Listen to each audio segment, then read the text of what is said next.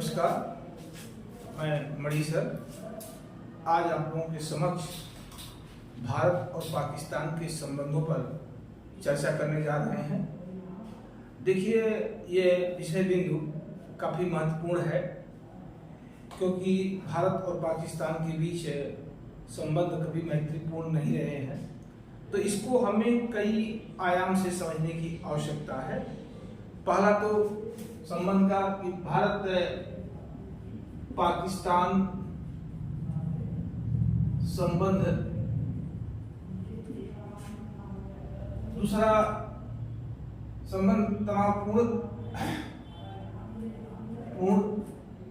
दूसरा यह है कि भारत पाकिस्तान संबंध सामान्य बनाने हेतु उपाय क्या है। और तीसरा प्रश्न बनता है कि यदि भारत पाकिस्तान संबंध सामान्य होते हैं तो दक्षिण एशिया पर क्या प्रभाव पड़ेगा,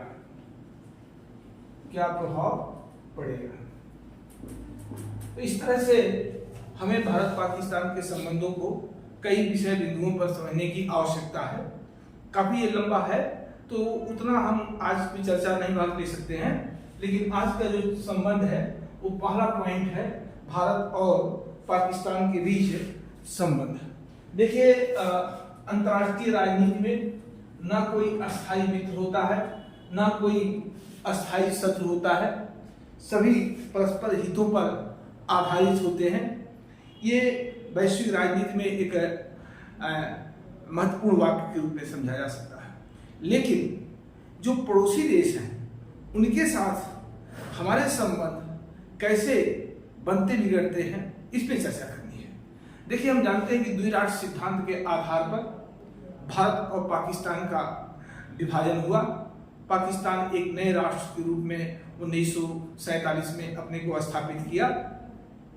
तब से लेकर के आज तक भारत और पाकिस्तान के बीच संबंध कभी सामान्य नहीं कहे जा सकते। यद्यपि भारत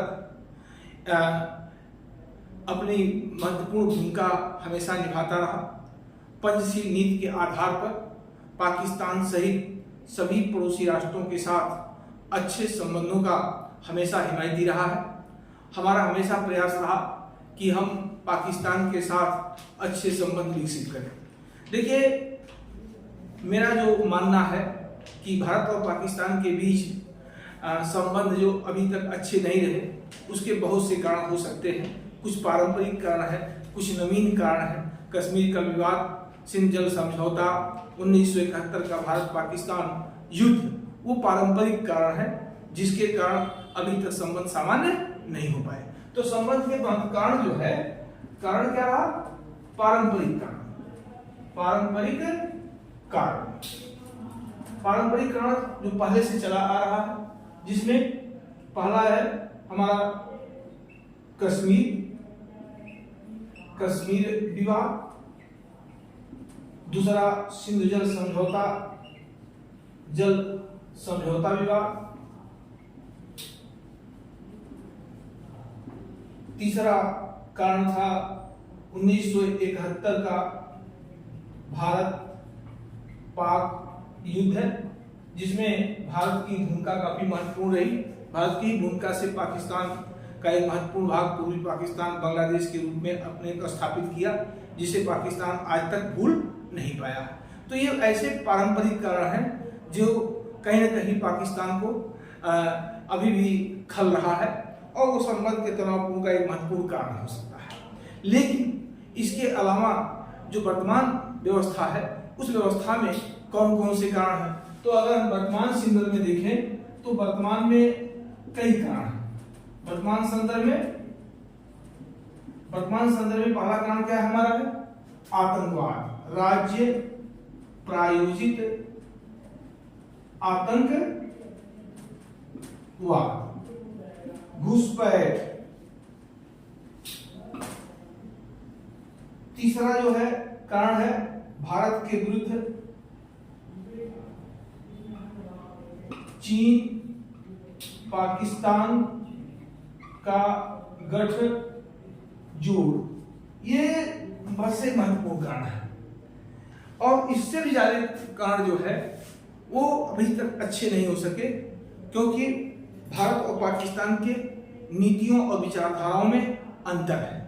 जैसे भारत जब अपने को स्वतंत्र हुआ तो हमारा जो विचारधारा आइडियोलॉजी थी वो पंचशील नीति की थी, गुटनिरपेक्षता की नीति रही। हमारी नीतियां जो है हम कह सकते हैं कि धर्मनिरपेक्षता की नीति रही है, सर्वे भवन सुखने सर्वे संतु निरामया की नीति रही, अनाक्रमण की नीति रही है। हम किसी दूसरे देश के आंतरिक मामले में हस्तक्षेप करने का कभी प्रयास नहीं किया है। तो हमारी जो नीतियां लोकतांत्रिक मूल्यों पर आधारित थी, धर्मनिरपेक्ष मूल्यों पर आधारित थी और समानता पर आधारित थी। इसके उलट पाकिस्तान की जो नीतियां थी वो नीतियां कट्टरपंथी विचारधारा की थी, अलोकतांत्रिक रहा है। क्योंकि पाकिस्तान लोकतंत्र के रूप में अपने को स्थापित किया, लेकिन वो कभी भी लोकतांत्रिक नीतियों का पालन नहीं किया। पाकिस्तान में एक लंबे समय तक छद्म, या अभी कह सकते हैं कि छद्म लोकतंत्र रहा, जहां पर पाकिस्तान के ऐसे कुछ ऑटोनॉमस बॉडी हैं जो स्वतंत्र नीति अपनाते हैं, और इनकी स्वतंत्र नीति भारत पाकिस्तान के बीच क्या है, संबंध में सबसे महत्वपूर्ण बाधा रही। अगर हम कह सके तो पाकिस्तान के 5 ऐसे एलिमेंट्स हैं जो भारत पाकिस्तान के बीच बाधा है। पहला उसकी राजनीतिक सत्ता, दूसरा उसकी सैनिक सत्ता, तीसरा उसके ISI, चौथा उसका जो है आतंकी संगठन, पांचवा उसके कट्टरपंथी। ये पाकिस्तान में ऑटोनॉमस बॉडी के रूप में काम करते हैं, स्वतंत्र रूप में, वो किसी के अधीन नहीं है। और ये पांचों एलिमेंट्स कहीं न कहीं भारत विरोधी नीतियों के लिए जाने जाते हैं। भारत ने पाकिस्तान के साथ अपने संबंधों को हमेशा सर्वोच्च वरीयता दिया है और हर संभव प्रयास किया है हर समय कि हम पाकिस्तान के साथ बेहतर संबंध स्थापित करें। लेकिन मुझे लगता है कि पाकिस्तान हमारे प्रयासों की हमारी कमजोरी समझता रहा और उसका प्रतिकार भारत पर विभिन्न हमलों के द्वारा दिया गया, जिसके परिणाम में भारत और पाकिस्तान के संबंध कभी सामान्य नहीं हो सके। जैसा कि आप जानते हैं कि हमारी स्वतंत्र विदेश नीति रही है, हम पंचशील नीति को हमेशा समर्थन किया है। तो हम इसी नीति के आधार पर शुरू से ही पाकिस्तान के साथ अपने सभी राजनीतिक मतभेदों को शांतिपूर्ण वार्ताओं के माध्यम से हल करने का प्रयास किया। इसी प्रयास का पहला परिणाम यह था कि हम POK का विजित क्षेत्र भी पाकिस्तान को लौटा दिया, पाकिस्तान को दे दिया। और हमारी जो कश्मीर है वो 2 भागों में, जो LAC है वो LOC के रूप में कन्वर्ट हो गई और आज भी वो विवाद का कारण बना हुआ है। लेकिन पाकिस्तान संपूर्ण कश्मीर को प्राप्त करने के लिए शुरू से ही अपने को लगा रहा। पहले वह युद्ध के द्वारा प्राप्त करने की कोशिश किया, 71 में जब उसकी कमर टूट गई तो उसने तय कर लिया कि हम कश्मीर को युद्ध के द्वारा प्राप्त नहीं कर सकते और ऐसे आसानी से छोड़ नहीं सकते। परिणाम क्या था, उसने भारत के विरुद्ध राज्य प्रायोजित को आतंकवाद को बढ़ावा दिया, जिसका परिणाम है कि आज भारत और पाकिस्तान के संबंध तनावपूर्ण है। तो कश्मीर का विवाद रहा।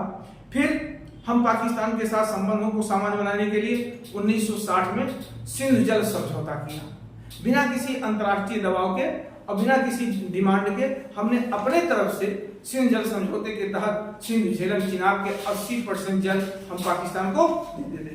अब आज के डेट में अगर हम वहां पर हाइड्रोइलेक्ट्रिक पावर प्रोजेक्ट विकसित करते हैं, वो भी एनर्जी के रूप में, न कि इरिगेशन के रूप में, प्रवाह में नदियों में कोई कमी नहीं आती है, फिर भी हमारे प्रयासों पर पाकिस्तान यह अंतर्राष्ट्रीय स्तर पर बिरादरी में कहता है कि भारत सिंध जल समझौते का उल्लंघन करता है। जबकि हमारा समझौते का उद्देश्य कि हम 2 पड़ोसी राष्ट्र कम से कम इन सब बिंदुओं पर अपने एक वार्ता के माध्यम से समस्याओं को हल कर सकें। तीसरा, सिंध जल समझौता किया। इसके बाद 1965 का युद्ध थोप दिया गया। 65 के युद्ध के बाद फिर हमने प्रयास किया और ताशकंद समझौता 1966 में। तो सिंध जल समझौता हमने कब किया? सिंध जल समझौता 1960। इसके बाद हमने क्या किया?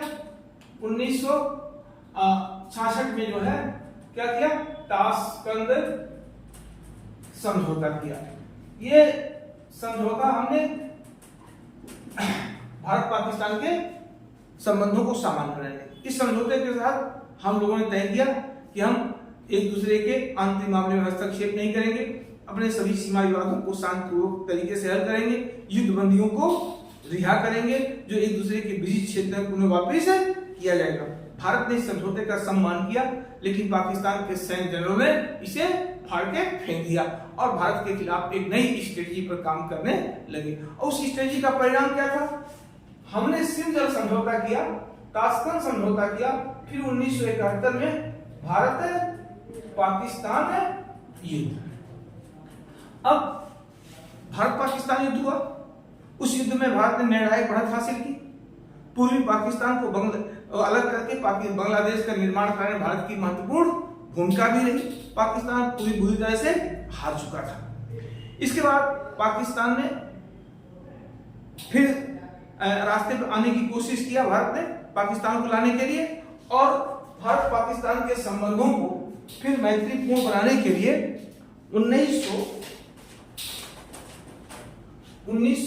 3 जुलाई 1972 को शिमला समझौता किया। अब इस समझौते में ये बड़ा महत्वपूर्ण समझौता है, हमेशा इस चर्चा का विषय आता है।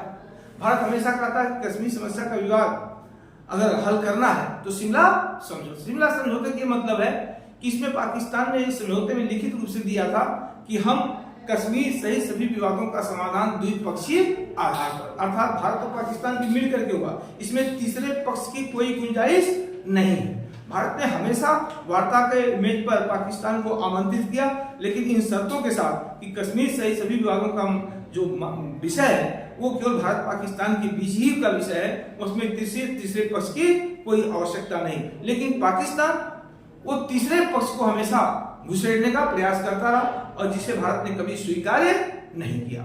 अब हमने शिमला समझौता किया इस उद्देश्य के साथ कि पाकिस्तान के साथ हमारे संबंध अच्छे होंगे, लेकिन कुछ समय तक कुछ प्रयास किया गया, लेकिन उसकी परिणाम हम समझौता करते हैं और उसकी परिणति जनरल जियाउल हक जब 1978 में वहाँ सेना अध्यक्ष के थे और उन्होंने पाकिस्तान की गवर्नमेंट को अबजद करके सैन्य सत्ता स्थापित किया, तो जनरल जियाउल हक ने ऑपरेशन 2 पाक कर दिया, ऑपरेशन 2 पाक। अब इस ऑपरेशन 2 पाक के माध्यम से उन्होंने सबसे पहले तो भारत को आश्रित करने के लिए 80 के दशक में पंजाब में आतंकवादियों को बढ़ावा दिया। उनका उद्देश्य था कि हम 71 का बदला लें, जिस तरह से भारत की भूमिकाएं बांग्लादेश के निर्माण में है, ऐसे पंजाब को आतंकवादियों को सपोर्ट करेंगे तो भारत से पंजाब को अलग करेंगे। खैर ये चाल उसकी चल नहीं पाई और हम पंजाब में शांति स्थापित करने में सफल रहे। पंजाब में जब शांति स्थापित किए तो पाकिस्तान ने जो वहां हार का सामना करना पड़ा, वो पंजाब को अस्थिर नहीं कर पाया, तो उन्होंने वो कश्मीर में आतंकवाद को बढ़ावा देने में कोशिश किया और 1989-90 में कश्मीर में धीरे धीरे आतंकवाद की शुरुआत हुई और उस आतंकवाद का सिलसिला 1989 से लेकर अब तक कश्मीर में जारी है। यद्यपि विगत 4-5 वर्षों से कश्मीर में आतंकवाद का प्रभाव धीरे धीरे कम हो रहा है और मैं तो कहूं कि कश्मीर में आतंकवाद अपने अंतिम पायदान पे अंतिम सांस गिनता हुआ दिखाई दे रहा है। तो हमने क्या देखा कि कश्मीर को लेकर के पाकिस्तान जो भारत के खिलाफ राज्य प्रायोजित आतंकवाद को बढ़ावा दिया, वो आज भारत पाकिस्तान के बीच सबसे बड़ी बाधा है। आज के डेट में पाकिस्तान भारत के साथ संबंध बनाने की प्रयास करता है, लेकिन भारत कहता है कि आतंकवाद और वार्ता साथ साथ नहीं हो सकती। हम वार्ता के लिए तैयार हैं, लेकिन पहले आपको आतंकवाद को रोकना होगा और ऐसा कुछ आपको करना होगा जिससे भारत की विश्वास हो जाए कि अब आप यथार्थपरक आधार पर कार्य करते हुए दिखाई दे रहे हैं। अब विषय आता है कि हम पे कभी कभी कुछ लोग आलोचना करते हैं कि भारत ही नहीं चाहता है पाकिस्तान के साथ अच्छे संबंध बनाने के लिए। तो मेरा मानना है कि हमने जब पाकिस्तान के साथ संबंधों को बेहतर बनाने का प्रयास किया, तब तक पाकिस्तान ने हमारे पीठ पर जुआ घोंपने का प्रयास किया और उस प्रयास की जब अंतिम परिणति हो गई तो हमने निर्णय लिया कि ये पाकिस्तान ऐसे मानने वाला नहीं है। अब हम इससे तभी वार्ता करेंगे जब वह वास्तविक धरातल पर काम दिखाई देगा। अब जैसे मैं आपको उदाहरण के रूप में समझाऊं कि हम पाकिस्तान के साथ बेहतर संबंध बनाने के लिए पंडित नेहरू और लियाकत अली समझौता हुआ। 1960 में सिंध समझौता हुआ।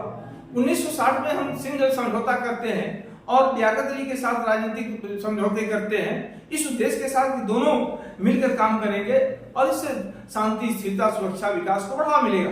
लेकिन उसकी परिणति क्या हुई? 1965 का युद्ध।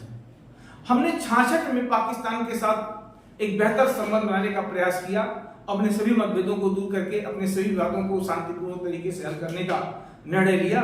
लेकिन उसकी अंतिम परिणति क्या हुई? 1971 का भारत पाकिस्तान युद्ध। हम 1972 में शिमला समझौते करते हैं इस उद्देश्य के साथ कि हम पाकिस्तान के साथ एक अवसर उसको और दिया गया और उसके बिना किसी शर्त उसके 93,000 बंदियों को हमने रिहा भी कर दिया। इस समझौते के साथ चलो अब भी वार्ता के माध्यम से शांति स्थापित किया जा सके, शिमला समझौता। अब शिमला समझौते की परिणति क्या हुई? 1978 के 77-78 से पंजाब में आतंकवाद। हम उस आतंकवाद के दौरान 1987 में स्वर्गीय राजीव गांधी प्रधानमंत्री थे तो उनके कार्यकाल में 1987 में क्रिकेट कूटनीति के माध्यम से राजीव गांधी और जियाउल हक के बीच वार्ता हुई जयपुर में और उसके द्वारा हम संबंधों को सामान्य बनाने का प्रयास किया। इधर हम संबंधों को सामान्य बनाने का प्रयास करते हैं 87 में, उसकी परिणति होती है 1989-90 में कश्मीर में आतंकवाद। फिर 1989 में हम राजीव गांधी और बेनजीर भुट्टो के बीच वार्ता होती है और उसका परिणति क्या होता है? कश्मीर में क्या है? घुसपैठ, सीमा पार फायरिंग, तमाम घटनाएं बढ़ती गई और पाकिस्तान एक राजपाट आतंकवाद के द्वारा कश्मीर में इतना हिंसा फैलाना चाहता है जिससे कश्मीर का अंतर्राष्ट्रीयकरण किया जा सके और भारत पर दबाव डाल करके कश्मीर पर भारत समझौता करने के लिए विवश हो जाए। हम पाकिस्तान के साथ संबंधों को बेहतर बनाने के लिए 1995 में हमने पाकिस्तान को मोस्ट फेवरेट नेशन का दर्जा दिया था, विशेष व्यापार तरजीह राष्ट्र का दर्जा दिया, जिससे कम से कम व्यापारी रिश्ते बने, हो सकता है इसके अलावा और भी रिश्ते सुधारे जाए। जबकि आज तक भारत को पाकिस्तान ने कभी मोस्ट फेवरेट नेशन का दर्जा नहीं दिया, हमने वो दर्जा भी दिया। हमारे प्रधानमंत्री जैसा कि 98 में हमने पोखरण परमाणु परीक्षण किया, पाकिस्तान ने उसके तत्काल बाद परीक्षण किया। दक्षिण एशिया में भारत पाकिस्तान के बीच तनाव चरम पर पहुंच गया। कश्मीर का विवाद था ही, पोखरण परीक्षण, इससे युद्ध जैसे हालात दिखाई दिए। लेकिन वाजपेयी जैसे समझदार नेतृत्वकर्ता ने भारत पाकिस्तान के साथ एक संबंधों को और विकसित करने का प्रयास किया। वो प्रयास में हमने क्या किया? लाहौर यात्रा, फरवरी 1999 में 20 फरवरी 1999 में लाहौर यात्रा किया। लेकिन उस लाहौर यात्रा का परिणाम क्या हुआ? उसके कुछ ही महीने बाद हमें कारगिल युद्ध का सामना करना पड़ा। अब कारगिल युद्ध के सामना करना पड़ा। कारगिल युद्ध के बाद फिर तनाव को कम करने के लिए हमने क्या किया? कारगिल युद्ध के बाद तनाव को कम करने के लिए हमने जो है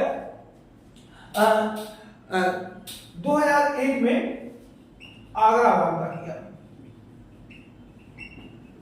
वाजपेयी साहब और परवेज मुशर्रफ के बीच। लेकिन वही कि पहले आप वार्ता सफल नहीं हुई। भारत कहा पहले वार्ता आतंकवाद पे होगी, पाकिस्तान कहता था पहले वार्ता कश्मीर पे होगी। भारत इसके लिए तैयार नहीं हुआ और परवेज मुशर्रफ वार्ता के बीच से ही मेज से छोड़ करके पाकिस्तान वापस चले गए। फिर भी वार्ता सफल नहीं हुई। लेकिन वाजपेयी साहब वो चाहते थे कि पाकिस्तान के साथ हमारे संबंध हो, तो उन्होंने 2003 में ट्रैक डिप्लोमेसी लाई। Track diplomacy, track 1, track 2, track 3, राजनीतिक स्तर पर, आर्थिक स्तर पर, सांस्कृतिक स्तर पर, पीपल टू पीपल कांटेक्ट को बढ़ावा दिया जाए, राजनीतिक स्तर पर वार्ता किया जाए, व्यापारिक स्तर पर वार्ता जाए, जिससे भारत पाकिस्तान के संबंध बेहतर बने। अच्छा, उस दौर में जो ट्रैक डिप्लोमेसी थी उससे दोनों देशों के बीच संबंधों में कुछ निकटता भी दिखाई दी, कुछ पौष्टिक परिणाम भी दिखाई दिए। 2005 में परवेज मुशर्रफ की दिल्ली यात्रा हुई और परवेज मुशर्रफ ने दिल्ली घोषणा पत्र में कहा कि हम पाकिस्तान की सरजमी से भारत विरोधी गतिविधियों को संचालित होने नहीं देंगे और उन्होंने इसका व्यवहारिक रूप दिखाने का भी प्रयास किया। कई पाकिस्तानी आतंकी संगठनों को खिलाफ कार्रवाई की, कई आतंकवादियों को जेल में ठूसा, ये सब चीजें उन्होंने किया। लेकिन चूंकि वो भारत के लाहौर घोषणा पत्र का सम्मान करते हुए उन्होंने एक कार्रवाई किया, लेकिन पाकिस्तान के और एलिमेंट्स को यह स्वीकार नहीं हुआ और परिणाम क्या हुआ? उन्हें सत्ता से बेदखल होना पड़ा। अब उसके बाद फिर संबंधों को आगे बढ़ाने की कोशिश की गई। मनमोहन सिंह सरकार ने संबंध को बेहतर बनाने का प्रयास किया पाकिस्तान के साथ। बेनजीर भुट्टो कहते 2011 में तो हमने इधर दिल्ली घोषणा पत्र होता है संबंधों को सामान्य बनाने के लिए, और 2008 में बंबई पर आतंकी हमले होते हैं। तो कहीं न कहीं हमारा प्रयास पाकिस्तान के साथ संबंध बनाने का था और हमें बंबई आतंकी हमले का सामना करना पड़ा। फिर इसी तरह से इस आतंकी हमले को हमने भुलाते हुए और शर्म अल शेख शिखर सम्मेलन में हमारे प्रधानमंत्री मनमोहन सिंह ने गुटरेपेश का आंदोलन का सम्मेलन था। शर्म अल शेख जो मिस्र का एक बड़ा पर्यटन स्थल है जो अकाबा की खाड़ी के तट पर स्थित है, और वहां पर मनमोहन सिंह ने यह कहा कि आतंकवाद को परे रखते हुए भारत पाकिस्तान के बीच संबंध बेहतर होना चाहिए। ये 2009 में कहा। वो तब कहा जब उसके एक साल पहले बंबई पर बड़े आतंकी हमले पाकिस्तान के द्वारा प्रायोजित करके किए गए थे। हम उस हमले का चोट को भी भुला करके पाकिस्तान के साथ एक बेहतर रिश्ते का प्रयास हमने किया। अब उसका परिणाम क्या हुआ? उसका परिणाम यह हुआ कि 2012 में हमारे सैनिकों के सर काटे गए, घुसपैठ लगाकर हमारे सैनिकों के हमले किए गए, सीमा पर जबरदस्त सीज फायर का उल्लंघन किया गया और वायलेंस को बढ़ावा दिया गया। कश्मीर में हिंसा को चरम पर पहुंचाने का प्रयास किया। तो एक तरफ हमारा प्रयास पाकिस्तान के साथ संबंध बनाने का, दूसरी तरफ पाकिस्तान के कट्टरपंथी आतंकवादी ISI संगठन, सेना, ये सब मिलकर के कश्मीर को हिंसा के द्वारा माध्यम से भारत से अलग करने का जो प्रयास कर रहे थे वो भारत पाकिस्तान के संबंधों में एक बड़ी बाधा के रूप में थी। अब इसके बाद सत्ता परिवर्तन होता है। 2014 में सत्ता परिवर्तन होता, सत्ता दोनों तरफ से परिवर्तन होता। गिलानी के स्थान पर, वहां के हुक्मरान के स्थान पर मियां नवाज शरीफ साहब प्रधानमंत्री बने। यहां मनमोहन सिंह जी के स्थान पर नरेंद्र मोदी जी प्रधानमंत्री बने, और ऐसा लगता था कि दोनों देशों में लोकतांत्रिक सरकार का गठन हुआ, नई सरकार आई है, हो सकता संबंध अच्छे हो। हमारे प्रधानमंत्री मोदी साहब ने अपने शपथ ग्रहण समारोह में दक्षिण एशिया के सभी राष्ट्राध्यक्षों को आमंत्रित करके यह साबित करने का प्रयास किया कि भारत पाकिस्तान सहित सभी पड़ोसी देशों के साथ संबंध बेहतर बनाना चाहता है। और ये प्रयास हमारा था, और उसके प्रयासों का परिणाम था कि मियां नवाज शरीफ शपथ ग्रहण समारोह में सम्मिलित भी हुए। एक नई आशा की किरण जगी। 2015 में अचानक बिना किसी सूचना के, बिना किसी तैयारी के हमारे प्रधानमंत्री का पाकिस्तान प्रवेश भी हो सकता है। एक बड़ा आश्चर्यजनक घटना थी, कोई से आसानी से समझ नहीं सका। लेकिन 15 में प्रधानमंत्री मोदी की यात्रा होती है इस उद्देश्य के साथ कि हम एक बार पुनः पाकिस्तान के साथ बेहतर बन सकते, क्योंकि वाजपेयी साहब हमेशा कहते थे कि हम पड़ोसी नहीं बना सकते, क्योंकि हमारा उसका कुछ न कुछ रोज क्या है, आर्थिक, सामाजिक, राजनीतिक, सांस्कृतिक संबंध काफी जो है जुड़े हुए हैं। हम आसानी से पाकिस्तान से अलग थलग नहीं हो सकते। हमारा प्रयास होना चाहिए कि हम पाकिस्तान से बेहतर संबंध स्थापित करें। इसे स्थापित कर उद्देश्य से मोदी साहब आकस्मिक यात्रा पाकिस्तान का किए थे। लेकिन परिणाम क्या मिला? 2015 का 2016 में पठानकोट आतंकी हमला। अब इस आतंकी हमले का 2016 में आतंकी हमला, 2017 में उड़ी में आतंकी हमला, 2019 में पुलवामा में आतंकी हमला। अब एक तरफ हम पाकिस्तान के साथ बेहतर संबंध बनाने का प्रयास किए और दूसरी तरफ पाकिस्तान इस संबंधों को बनाने की हमारी कमजोरी समझता रहा और वो भारत पर आतंकी हमलों को सिलसिले को लगातार बनाए रखा। यह पुलवामा जो आतंकी हमला हुआ, वो ये हमला भारत को काफी चोट पहुंचाया और हमने निर्णय ले लिया कि अब पाकिस्तान को ही पहल करनी है और उसे संबंध अगर सामान्य बनाना है तो उसे भारत के शर्तों के अनुसार कार्य करना होगा। और वो हमारी शर्त पहले भी थी और आज भी है कि हम पाकिस्तान के साथ तभी कोई व्यवहारिक नीति अपनाएंगे जब पाकिस्तान अपने सरजमी से भारत विरोधी एलिमेंट्स को कमर नहीं तोड़ेगा। जितने, चाहे लश्कर तोयबा हो, चाहे वो हरकत अंसार हो, चाहे वो जैसे मोहम्मद हो, चाहे और भारत विरोधी जो एलिमेंट वहां शरण लिए, इनके खिलाफ कोई ठोस कार्रवाई नहीं करता है, सीमा पर शांति स्थापित करने के लिए कोई ठोस सबूत नहीं देता है, तब तक हम पाकिस्तान के साथ किसी प्रकार का वार्ता नहीं करेंगे। अब पाकिस्तान की मजबूरी है कि मैं एक चीज और भी स्पष्ट करना चाहता हूं कि जिस पाकिस्तान के शासकों ने भारत के साथ संबंधों को सामान्य बनाने का प्रयास किया, या तो उसकी हत्या कर दी गई, या तो उसे फांसी पर लटका दिया गया, इसे अयोध्या सत्ता में परिवर्तन कर दिया। देखिए, दो चीजें स्पष्ट रूप से कहना चाहता हूं कि भारत ने जब जब पाकिस्तान के साथ संबंध बनाया, पाकिस्तान ने उसको घात में हमले के रूप में दिया। हमने 60 में सिंधु समझौता किया तो 65 का सामना करना पड़ा। हम ताशकंद समझौते किए 1966 में, तो हमें 1971 में भारत पाकिस्तान युद्ध का सामना करना पड़ा। हम शिमला समझौते किए तो हमें पंजाब में आतंकवाद का सामना करना पड़ा। हम जयपुर वार्ता 1987 में किए तो 1989-90 से में पंजाब में कश्मीर में आतंकवाद का सामना करना पड़ा। हम पाकिस्तान को मोस्ट फेवर्ड नेशन 1995 में देते हैं तो 1998 में कश्मीर विधानसभा पर आत्मघाती हमले होते हैं। हम लाहौर घोषणा पत्र की यात्रा करते हैं, कारगिल युद्ध का सामना करना पड़ा। हम आगरा वार्ता करते हैं तो हमें 2001 दिल्ली में संसद भवन पे हमले का सामना करना पड़ा। हम ट्रेड डिप्लोमेसी दिल्ली घोषणा पत्र के माध्यम से पाकिस्तान के साथ संबंध बेहतर बनाने का प्रयास किए तो 2008 में बंबई में आतंकी हमले का सामना करना पड़ा। हम 2011 में क्रिकेट कूटनीति के माध्यम से गिलानी साहब और मनमोहन सिंह के बीच वार्ता हुई तो 2012 में हमारे सैनिकों का सर काटे गए, सीमा पर घात लगा के हमारे सैनिकों की हत्या कर दी गई। हम 15 में मोदी साहब पाकिस्तान की यात्रा करते हैं इस उद्देश्य के साथ कि भारत पाकिस्तान के संबंध बेहतर होंगे, तो हमें 2016 में पठानकोट के आतंकी हमले का सामना करना पड़ा, 2017 में उड़ी आतंकी हमले का सामना करना पड़ा और 2019 में हमें बारामूला आतंकी हमले का सामना करना पड़ा।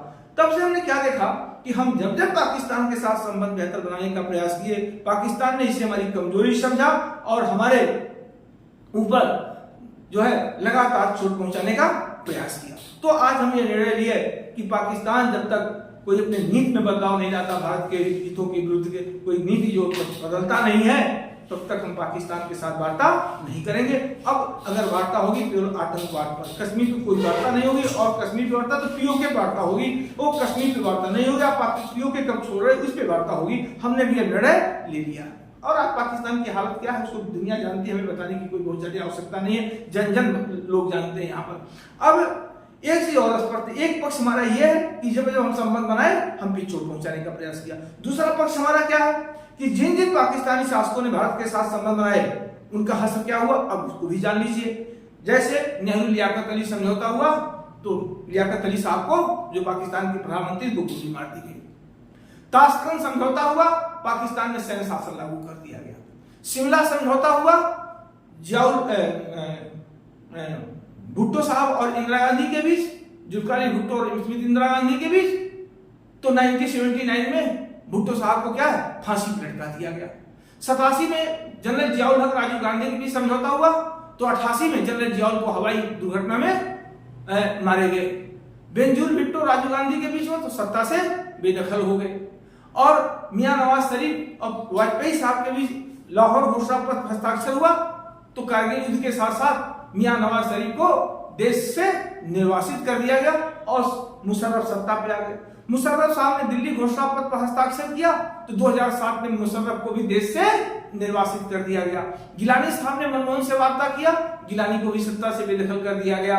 और 15 में जब मियां नवाज शरीफ और प्रधानमंत्री नरेंद्र मोदी जी का जो वार्ता हुई, उसके बाद आप देखते हैं कि पाकिस्तान लगातार अस्थिरता का शिकार हुआ और मियां नवाज शरीफ को भी तमाम आरोपों से लगा के सत्ता से बेदखल कर दिया गया। तो कहने का अर्थ क्या है कि जिन जिन शासकों ने भारत के साथ वास्तव में कुछ संबंधों को बेहतर बनाने का प्रयास किया, उन शासकों के खिलाफ काफी बुरा बर्ताव का सामना करना पड़ा। तो अब कोई ऐसा शासक आना नहीं चाहता है कि जो भारत के साथ बेहतर कर सके। उसका कारण है कि पाकिस्तान को जो 5 पापी हैं, जो 5 खुले एलिमेंट हैं, वो भारत पाकिस्तान के बीच संबंधों में सबसे बड़ी बाधा, चाहे उसकी सेना हो, चाहे आईएसआई हो, चाहे आतंकी संगठन हो, चाहे कट्टरपंथी विचारधारा के लोग हों और चाहे वहां की राजनीतिक सत्ता हो। तो इस दौर के चलते भारत और पाकिस्तान के बीच आज भी संबंध अच्छे नहीं किए जा सकते। देखिए, पाकिस्तान हमारा पड़ोसी देश है। हमारा तो मानना यह है कि हम चीन के साथ कभी बेहतर संबंध नहीं बना सकते, लेकिन भारत और पाकिस्तान के साथ संबंध बेहतर बन सकते हैं। हम आशावादी हैं। अगर पाकिस्तान भारत के हितों के विरुद्ध, भारत की नीतियों के विरुद्ध कार्य करना बंद कर दे तो मुझे लगता है कि भारत पाकिस्तान पुनः एक अच्छे पड़ोसी के रूप में अपने को संबंध स्थापित कर सके। और अगर भारत पाकिस्तान के बीच संबंध बेहतर है तो इसका प्रभाव शांति, स्थिरता, सुरक्षा, विकास पर केवल भारत पाकिस्तान पर नहीं पड़ेगा, संपूर्ण दक्षिण एशिया पर शांति, स्थिरता, सुरक्षा और विकास पर भी पड़ेगा। सबसे बड़ी चीज तो है कि इस दोनों देशों, क्योंकि इससे सार्क हमारा मजबूत होगा, सार्क हमारा एक आर्थिक संगठन के रूप में आगे कार्य करता हुआ दिखाई देगा। तो अगर संबंध बेहतर होते हैं तो संपूर्ण दक्षिण एशिया में हम शांति, स्थिरता, सुरक्षा और विकास को बढ़ावा दे सकते हैं। हमारा तो ये मानना है कि हमारे और उसके बीच संस्कृतियों की काफी समानताएं हैं। हमारी भाषा, बोली, हमारे अन्य चीज, हमारे पूर्वज सब एक ही है। हम मिल करके स्वतंत्रता की लड़ाई लड़े हैं। तो अगर हम थोड़ी सी अपने में परिवर्तन ला दें और वास्तविक धरातल पर मिलकर काम करें तो आज भी संभावना है। मैं मानता हूं कि अगर बर्लिन की दीवार गिर सकती है एक लंबे अंतराल के बाद और पूर्वी जर्मनी, पश्चिमी जर्मनी एक हो सकते हैं, उत्तर कोरिया, दक्षिण कोरिया हाथ मिला सकते हैं, फ्रांस, ब्रिटेन के बीच संबंध बेहतर हो सकते हैं, इजराइल और फिलीपींस वार्ता की मेज पे आ सकते हैं, तो ऐसी कोई बड़ी बाधा नहीं है कि भारत पाकिस्तान एक नहीं हो सकते। आवश्यकता है कि पाकिस्तान को अब पहल करनी होगी, क्योंकि भारत ने स्वतंत्रता से लेके और एक लंबे समय तक भारत जो है पाकिस्तान के साथ समय समय पर संबंधों को बेहतर बनाने के लिए बड़े भाई के रूप में हमेशा जो है आगे कदम बढ़ाया, लेकिन पाकिस्तान ने हमारी कमजोरी समझा और हमारे ऊपर हमेशा चोट पहुंचाता रहा। तो जब तक पाकिस्तान अपनी आइडियोलॉजी में परिवर्तन नहीं लाता, मजबूत लोकतांत्रिक सत्ता स्थापित नहीं करता, सेना आईएसआई की भूमिकाएं सीमित नहीं होती, कट्टरपंथियों पर लगाम नहीं लगाता, आतंकवादियों को नष्टाभूत नहीं करता, तब तक भारत पाकिस्तान के संबंध बेहतर नहीं हो सकते। फिर भी आशा की जा सकती है कि आज भले ही भारत पाकिस्तान के संबंध बहुत अच्छे नहीं कहे जा सकते, लेकिन अगर हमारा प्रयास रहा तो हम संबंधों को एक मजबूत आधार दे सकते हैं। क्योंकि देखिए, युद्ध किसी समस्या का समाधान नहीं है, शांति का कोई विकल्प नहीं है। दक्षिण एशिया में दो परमाणु शक्ति संपन्न राष्ट्र हैं, एक भारत है और एक पाकिस्तान है। तो ऐसे में दोनों राष्ट्रों को शांतिपूर्ण तरीके से अपने मतभेदों को दूर करना चाहिए। देखिए, एक चीज और भी बता दें कि हम सैन्य बल के प्रयोग से तात्कालिक शांति की स्थापना कर सकते हैं, लेकिन वह दीर्घकालिक उपाय नहीं हो सकता। हमें समस्याओं के समाधान के लिए वार्ता ही हमारे लिए बेहतर विकल्प होगा।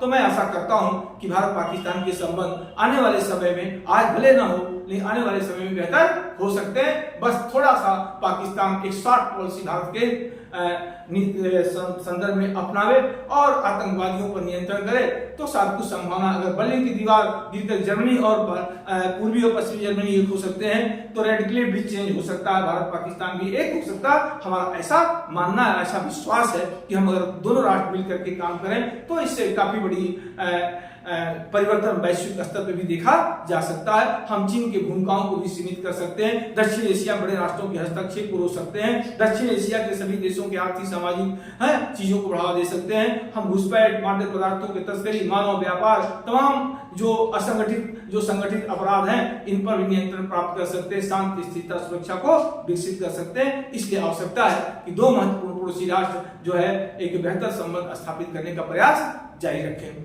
जय हिंद।